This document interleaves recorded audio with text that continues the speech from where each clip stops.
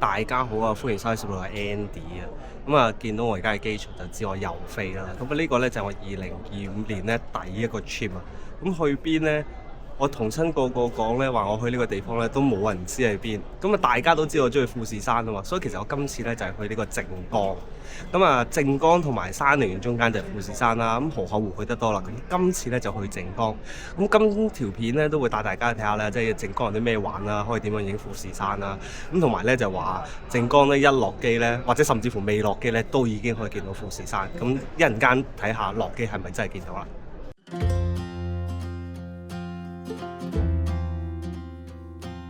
落咗機啦！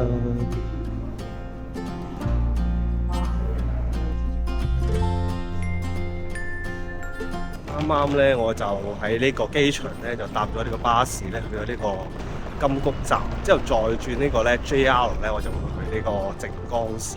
車站出邊呢個觀光案內所咧，就有呢個搖曳露營啊！未咁快有車啊！而家個車站都已經，我覺得好靚。啲光咧都非常之靚。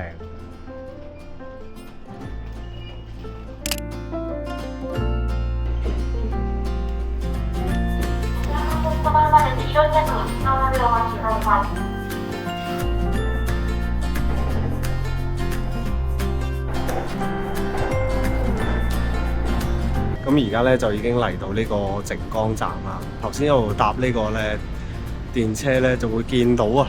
臨尾又會直望到咧富士山好靚嘅。而家咧就已經到達咗呢個靜岡站啦，咁我就會去咗酒店 check in 先嘅。哇！真係日本啲光真係唔同啲嚇，幾咁靚。終於就嚟到酒店啦，就係我經常住嘅 APA 嘅。APA 最特別就係有個老細養嗰啲嘢，成日都啲水有冇啊？啲水。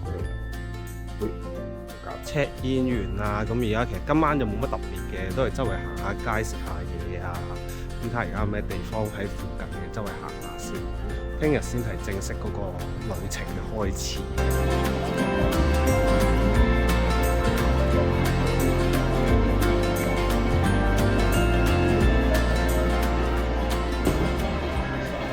大家好啊，早晨啊！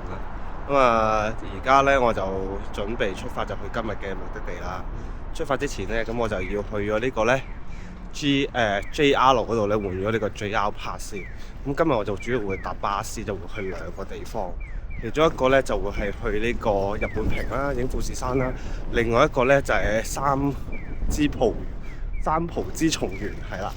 咁啊，琴晚其實咧都好早瞓，因為呢邊咧其實就啲鋪頭都好早收，5點幾其實已經天黑到咧，條街好似冇乜人，所以就都早瞓啦，一嚟又攰啦，搭飛機又早啦，咁所以寧願咧就早啲出嚟咧，咁啊早啲出去。而家咧就嚟到呢個巴士站啦，呢個巴士站咧就係呢個靜岡嘅 NHK 嘅電視台出邊嚟嘅，後邊就係 NHK 嘅 studio 啦。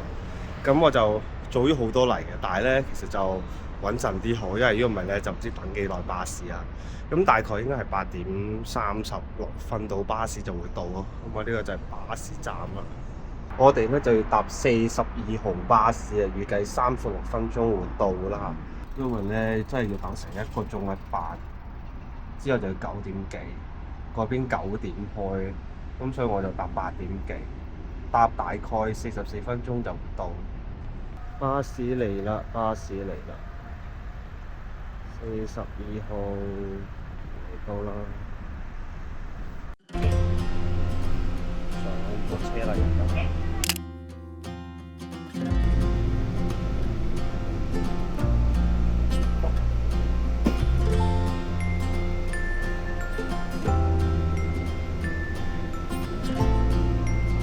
好啦，落咗車啦。咁而家呢，開頭一路呢，我以為呢係要搭架巴士去到纜車下邊，再搭纜車上嚟。原來架巴士係直接係已經上到日本平呢嗰個可以去到嗰個觀景台啊，嗰個展望台嘅。咁個展望台唔使錢嘅，咁好好啦。咁頭先經過其實，哇，已經見到富士山。其實呢個富士山呢，喺個茶會館嘅後面啊，咁樣影落去呢，其實真係幾靚。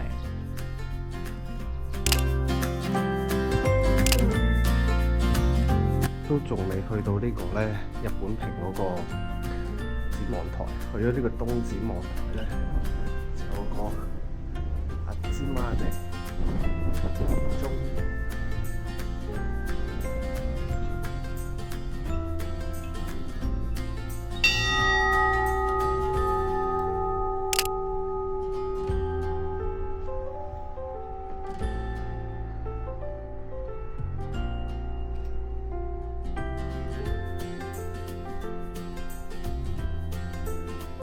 好啦，繼續出發。哇！真係好大風，真係好凍。我諗呢度都係得幾度嘅啫。好啦，差唔多行到啦。點解有車坐嘅？唔使錢嘅，我試得行下。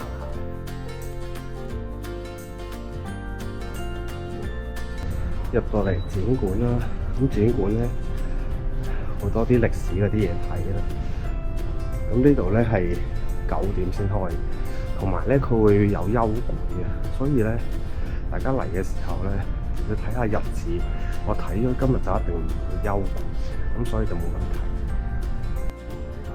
呢度都好靜啦，好靚。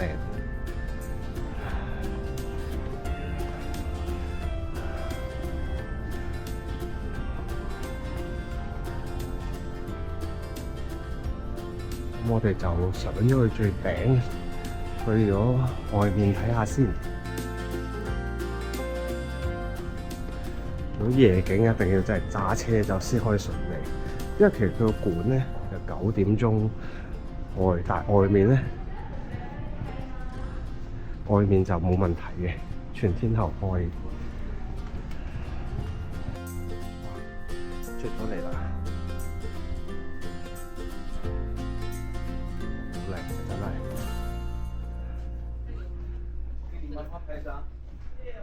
这样拍过来。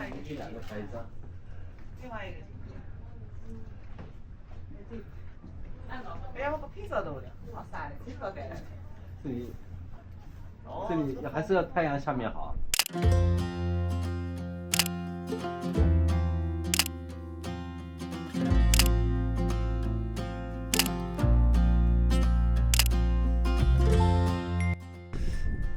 真係幾大風，都好凍，但係好值得，因為真係好靚呢度。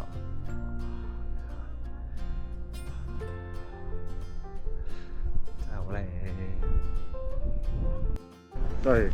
真係超大風，大風到你睇下，我要咁樣遮住個頭，我遮住個頭應該吹亂晒。我決定咧呢幾日都淨係戴帽算，真係好鬼靚啊！哎呀，頭先話冇雲。點知而家都有啲雲，呢度就會睇到啦，跟住富士山啦，就係呢度啦。呢個就係一陣間咧，我應該會去嘅，就係三號松，唔知睇唔睇到啲字啊？因為咧實在太凍嘅關係嘅，又想喺度留耐少少，所以就買杯呢個抹茶拿鐵，飲呢個抹茶拿鐵啦。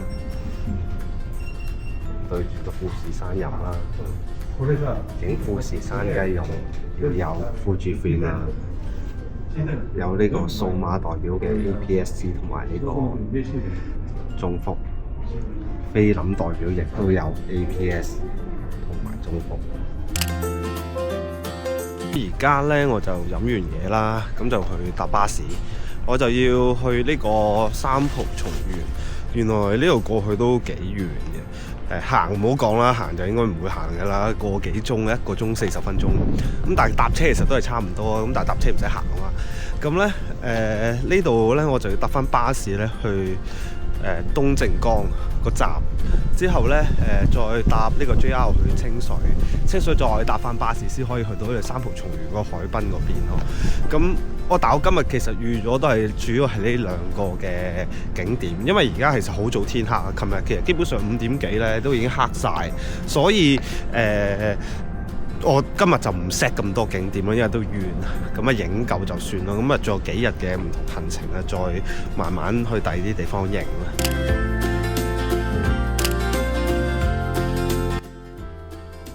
喺呢個三寶松園入口落咗車，因為頭先見有車，上咗車先啦。前邊其實就係富士山嚟嘅，但係啲雲已經遮咗個頂，唔係好睇到。附近好似冇乜嘢食，靜英英。睇下有冇便利店可能食下嘢先，之後再行去，因為呢度行去都要成15分鐘。咁呢度咧就係神社境內，呢邊行過去咧就應該係㗎啦。我哋而家喺呢度，之後神社一路行到嚟呢度，咁就係個海邊嚟㗎。神之道呢度啊，哇，好靚喎，幾靚喎呢度，名勝啊，三寶松園，好靚啊！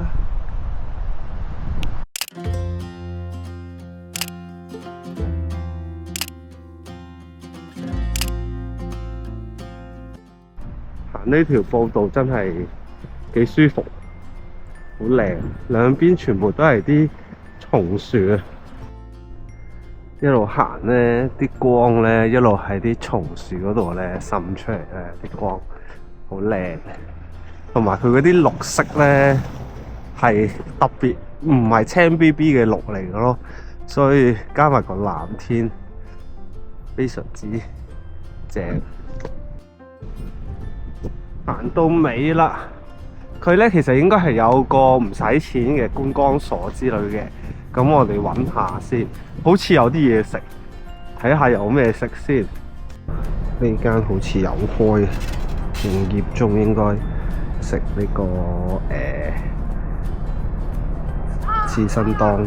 佢有好多款揀，我就揀咗個鐵火檔，應該穩陣，因為我又唔食得蝦嗰啲，咁所以就穩陣啲。嚟到啦，好快脆，試下先。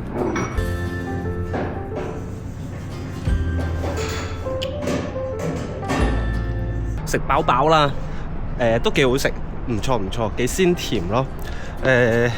雖然唔係熱食啦，即係原本好想食下拉麵啊嗰啲嘅，咁附近好似冇啦。咁見到價錢都 OK， 咁樣食下呢個刺身當飯，我覺得都 OK。咁就食完咗，咁我就繼續行下啦。哇，吹到頭髮都亂晒。對面呢，就去呢個廁所先，證明我1月8號嚟過呢度。呢個館入邊呢，有我中意嘅呢個富士山雪糕筒。不過我今日冇揸車咧，就費事拎住。我到時去富士山遺產中心先買。有好多啲，全部都係富士山嗰啲紀念品，好靚啊！但我都唔買住，因為如果唔係我就要拎㗎啦。好多嘢啊！頭先展館1樓入邊咧就唔俾影啦，咁上嚟2樓咧，仲有啲展品之外咧，仲有個觀景台嘅，我哋上去睇下先。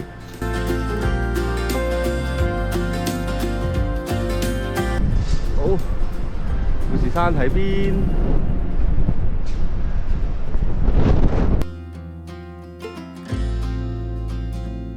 見到啦，仲有啲雲喎，睇嚟都好難散啊！一陣間行出去再睇下會唔會好啲。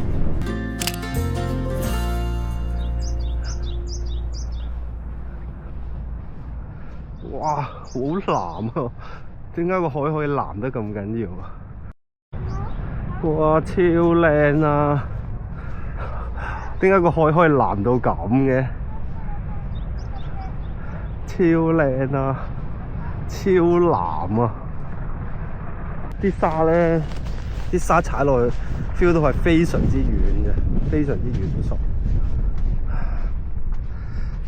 仲未見到富士山住，可唔可以行出啲先？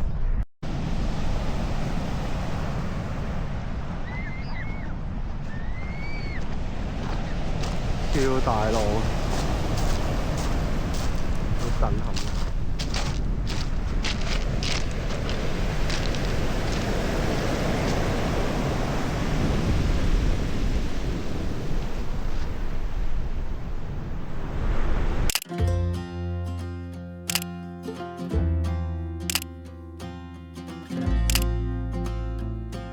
開頭咧，我成日覺得咧，即係靜岡呢邊嘅富士山冇咁靚啦，即係平時可能睇相睇 video，覺得呢邊未必有咁多嘢睇。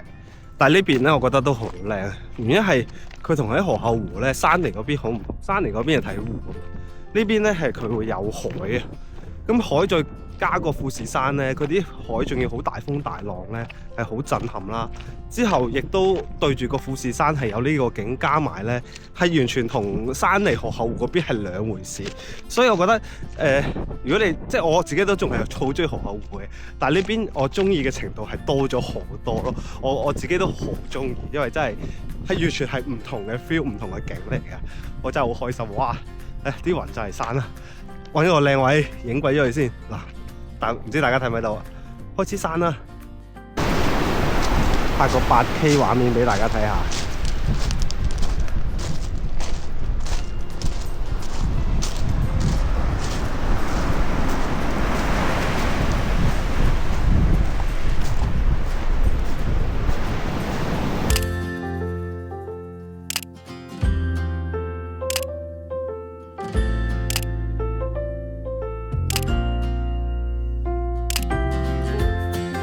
差唔多啦，都影咗好多啦，好中意呢個地方，冇嚟錯，好靚。海岸上翻嚟個步道咧，都幾靚。呢度咧成個都係啲松樹嘅，一路喺條路度咁樣咧，真係好靚。同埋真係啲光咧成日滲出嚟咧，真係哇！如果影人像就靚。富士山就喺2013年咧就納入呢個世界遺產啦。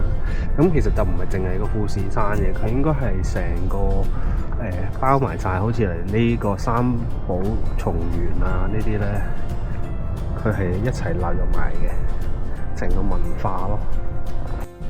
三寶松原呢個嘅行程咧，咁我就去完啦。我自己非常之滿意，真係比我想象中、心目中係多嘢睇好多，同埋係靚好多，同埋震撼好多。呢個果然冇花我用咗差唔多半日時間咧，即係搭咁耐車過嚟，呢個係值得。所以大家有興趣嘅話咧，一定要，尤其中意富士山啊、影下海啊呢啲，咁唔怕凍嘅，唔怕大風嘅，咁其實冬天嚟會好啲。因為有啲朋友話啊，幾次去富士山都睇唔到，即係如果你成日咧係夏天去咧，其實就有機會真係睇唔到嘅。或者4月打後啊、5、6月呢啲成日落雨咧，你都未必有機會睇到。其實每年嘅時候12月咧，其實以前11月都 OK 嘅，我試過11月去都好好。但係好似啱啱往年嘅11月咧，佢就係咁落雨啦。去到12月咧好好天，咁其實基本上1月係最叫做好少機會落雨啦。12月啊、1月、2月呢啲我都有去過啦。咁其實都係唔錯啊。所以如果你真係想中意睇富士山咧，唔怕凍嘅，就呢啲時間嚟，我包你咧，基本上咧都會睇到啊。即係除非咁啱係咁落大雪嘅啫，咁你唔好彩啦。只可以講話你咁去咁耐唔同時間去都睇唔到嘅話，即係話咩啊？人品唔好啊。咁留意啦，如果你想去睇個館咧，就9至4點半嘅啫。咁而家都3點幾4點啦。咁出邊啊當然冇問題啦，但係其實佢好快日落咯。咁所以你太晏嚟又唔係真係咁好啊。因為越早嚟咧，其實啲雲又應該會少啲啦，同埋啲光會靚啲。頭2日嘅行程咧就係咁多啦。咁之後嘅影片咧就會介紹多啲唔同嘅景點俾大家睇啦，所以大家密切留意啦。